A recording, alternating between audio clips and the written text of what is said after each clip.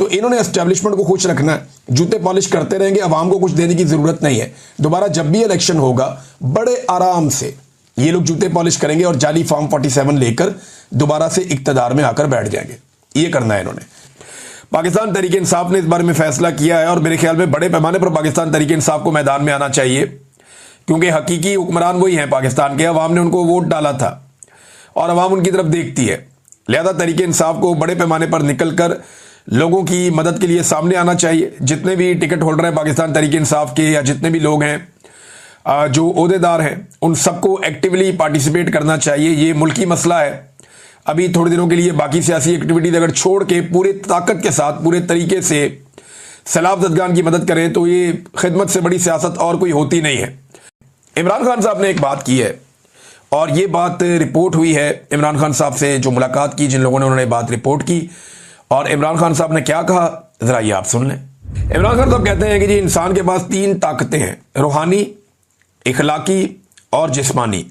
سب سے کم تر طاقت جسمانی ہے. ہم نے روحانی اور اخلاقی طاقت کے ساتھ کھڑے رہنا ہے. کسی کے پاس خواہ ٹینک, پستول اور بندوقیں ہوں وہ پسپا ہوں گے. روحانی اور اخلاقی طاقت یقیناً فتح یاب ہوگی. یہ عمران خان صاحب کا ایک سٹیٹمنٹ ہے. اس سے پتہ چلتا ہے کہ عمران خان صاحب کیا سوچ رہے ہیں اور معاملہ کس طرف جائے گا. اب اسٹیبلشمنٹ نے عمران خان صاحب کا جو کیس چل رہا تھا توشہ خانہ 2 والا, اسے رکوا دیا ہے اور اس کی جو ہے وہ ملتوی کروا دی ہے سماعت. سابق وزیر اعظم عمران خان صاحب کی ایک ملاقات اور سیاسی منظرنامہ تبدیل. یعنی جو لوگ معافیوں کی باتیں کر رہے تھے, یہ کہہ رہے تھے کہ عمران خان صاحب چلو معافی مانگ لیں, چلو افسوس کا اظہار کر لیں, چلو عمران خان صاحب اتنا ہی کہہ دیں کہ قوم سے شرمندگی ہے یا کوئی معافی ہے. کوئی کہتا جی عدالت میں جا کے مانگے, کوئی کہتا جی پارلیمنٹ میں آ کے کہہ دیں, کوئی کہہ رہا تھا جی کہ کسی اور جگہ پہ کہہ دیں, چلو قوم کے سامنے سٹیٹمنٹ دے دیں. کوئی کہہ رہا تھا جی عدالت کے سامنے کر دیں. کوئی کہتا چلو معافی نہ مانگے تو یہ کر دیں. ہر ایک کی اپنی اپنی زبان تھی اور خواہش جو ہے وہ پاکستان کی ملٹری اسٹیبلشمنٹ کی ہے کہ انہوں نے عمران خان کو نیچا دکھانا ہے, اس سے معافی منگوانی ہے. تو عمران خان صاحب نے الٹا عاصم منیر صاحب کو ایک آفر کروا دی. انہوں نے کہا جی عاصم منیر صاحب میرے سے معافی مانگ لیں, میں معاف کر دوں گا. اور یہ ایک بڑی شاندار آفر ہے. اگر عاصم منیر صاحب کو یہ کہہ کر ڈرایا جا رہا ہے سیاستدانوں کی جانب سے کہ عمران خان باہر آ گیا تو آپ کو نہیں چھوڑے گا, آپ کے ساتھ یہ کر دے گا وہ کر دے گا, اگر وہ خوفزدہ ہیں اور پریشان ہیں تو عمران خان صاحب نے کیونکہ اب زبان دی ہے تو وہ اس سے فائدہ اٹھا سکتے ہیں. اور انہوں نے یہ مسئلہ عمران خان صاحب نے حل کر دیا کہ میں کچھ نہیں کہوں گا اور میں معاف کر دوں گا مجھ سے اگر عاصم منیر صاحب معافی مانگ لیں تو. اب ایک طرف پورا نظام عمران خان کو بول رہا ہے معافی مانگو, اور جیل میں بیٹھا ہوا قیدی نمبر 804 کہہ رہا ہے کہ معافی مجھ سے مانگو.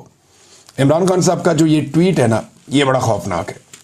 پہلے ٹویٹ میں آپ کو پڑھ کے سناتا ہوں, اب ذرا آپ کو آئیڈیا ہو جائے کہ معاملات کی انٹینسٹی کہاں پہ ہے. دیکھیں, بہنیں ملی لمبے عرصے کے بعد, علیمہ خان صاحبہ اور باقی لوگ جا کر ملے, پارٹی کے لوگ بھی ملے. تو جیسے ہی ملے ویسے ہی جو عمران خان صاحب کا ٹویٹ ہے اس کی شدت آپ کو بتائے گی کہ آج عمران خان صاحب کہاں کھڑے ہیں. عمران خان صاحب نے یہ 2 حصوں میں ان کا ٹویٹ چھپا ہے ان کے اپنے آفیشیل ٹویٹر سے. وہ کہتے ہیں کہ عاصم منیر, پہلا لفظ ہی عاصم منیر ہے. عاصم منیر میں طاقت کی بہت بھوک ہے, اسی لیے اس نے بدترین آمریت قائم کر رکھی ہے.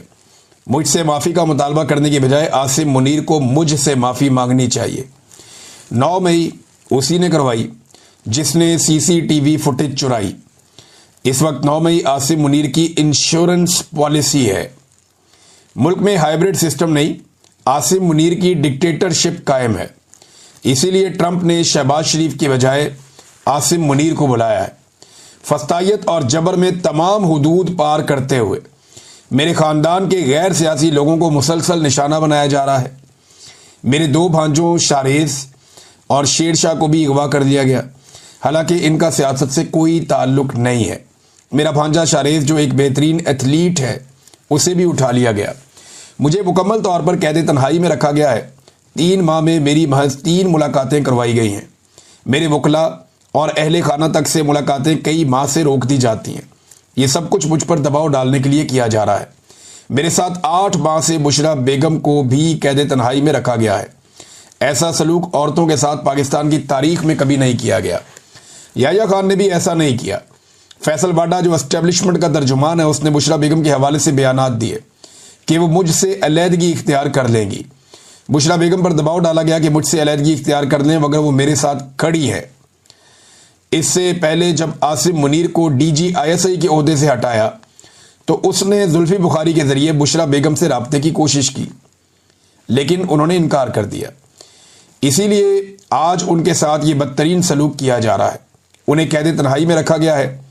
उनको ख़राब हालात में रखे जाने पर करंट लग चुका है और ज़ख़म आ चुके हैं। उनको इस्तेमाल के लिए गंदा पानी दिया जाता है। इन पर हर तरह का जुल्म जारी है। ये सब कुछ आसिम मुनीर करवा रहा है। इसमें ना कोई इखलाकियात हैं और ना इस्लाम की समझ है। आसिम मुनीर के लिए मेरा पैगाम है कि मुझ पर दबाव बढ़ाने के लिए चाहे मेरे ख़ानदान में से जिस मर्जी को कैद में डाल दो, मैं ना झुकूंगा ना इस जुल्म को कबूल करूंगा। मैं अपनी हकीकी आज़ादी की जद्दोजहद हर हाल में जारी रखूंगा। आसिम मुनीर पाकिस्तान के साथ वो कर रहा है जो मोहसिन नकवी ने क्रिकेट के साथ किया है। अदलिया तबाह, मीडिया खामोश और पुलिस से ऐसे काम करवाए जा रहे हैं जिससे वो क्रिमिनलाइज हो चुकी है। ऐसा तो याया खान के दौर में भी नहीं हुआ। पुलिस को तहरीक इंसाफ के लोगों के खिलाफ इस्तेमाल किया जा रहा है, जिसकी वजह से मुल्क में जराइम की शरह बढ़ गई है। मुल्क में बेरोजगारी उरूज पर है। SIFC से मईशत ठीक नहीं होती बल्कि अवाम के एतमाद और कानून की हुक्मरानी से ठीक होती है। इन चोरों को हम पर मुसल्लत कर दिया गया है जिनकी करप्शन और मनी लॉन्ड्रिंग के सबूत मुझे खुद ISI देती रही है। जो शख्स भी तहरीक इंसाफ छोड़ देता है उसके सारे केस माफ़ कर दिए जाते हैं। जब भी डिक्टेटरशिप आती है जजेस को साथ मिलाकर ही निज़ाम पर काबिज होती है। इस वक्त बेज़मीर जजेस की वजह से पाकिस्तान में कानून की हुक्मरानी मुकम्मल ख़त्म हो चुकी है। 26वीं आईनी तरमीम के बाद अदलिया बिल्कुल ही गुलाम बन चुकी है। बेज़मीर जजेस इंसानी हकूक़ की पामाली के खिलाफ एक्शन नहीं ले रहे। अगर हमारे जजेस ज़मीर के साथ काम करते, पाकिस्तान के लोगों को इंसाफ देते, उनको खौफ होता कि यौम महशर अल्लाह को हिसाब देना है, तो ये जो जुल्म जो हो रहा है ये कभी ना होता। ये इमरान खान साहब ने जेल के अंदर गुफ्तगू की है। तो नाज़रीन, ये तो इंटेंसिटी बहुत बढ़ गई है। अली अमीन गंडापुर साहब के हवाले से मुझे इत्तला ये मिली है कि इमरान खान साहब ने इससे भी ज़्यादा सख्त बातें की हैं और जिन लोगों की मौजूदगी में बातें की हैं वो कंफर्म भी कर रहे हैं। अब क्योंकि पाकिस्तान तहरीक इंसाफ ने ऑफिशियली वो बात नहीं की तो मैं भी उस बात को रोक लेता हूँ। या शायद हो सकता है कि इमरान खान साहब ने वो सख्त बातें की हों लेकिन ये भी कहा होगा अभी इसको पब्लिक नहीं करना, लेकिन मेरी ये ओपिनियन है। तो अली अमीन गंडापुर साहब के हालात बहुत पतले हैं। पार्टी के अंदर भी कारकुनान भी उनसे नाराज़ हैं और पार्टी के अंदर उनकी फ्रस्ट्रेशन नज़र भी आ रही है। अभी एक आधी और भी ऑडियो हुई थी, किसी को गालियाँ वालियाँ दे रहे थे तो वो किसी के साथ भी। और अली अमीन गंडापुर के अंदर एक फ्रस्ट्रेशन, एक गुस्सा और एक तकब्बुर भी दिखाई दे रहा है। ये जो तकब्बुर होता है ना, ये बड़ी खौफनाक चीज़ होती है। जब भी कभी आप गरूर करते हैं, तकब्बुर करते हैं तो ये अल्लाह रब्बुल इज़्ज़त को पसंद नहीं होता, तो फिर इंसान के जवाल का आगाज़ हो जाता है। बहरहाल इमरान खान साहब ने ताबड़तोड़ किस्म के अटैक किए। 9 मरतबा इमरान खान साहब ने अपने इन 2 ट्वीट्स के अंदर आसिम मुनीर का नाम लिया है। ट्वीट के 2 हिस्से हैं ना, एक पहला और एक दूसरा। जो पहला हिस्सा है उसमें 9 मरतबा इमरान खान साहब ने आसिम मुनीर का नाम लिया। अब पाकिस्तान तहरीक इंसाफ में जो एक सोच पैदा हो रही थी कि हम वफा मत करेंगे, ये करेंगे, वो तो वाड़ दी इमरान खान ने।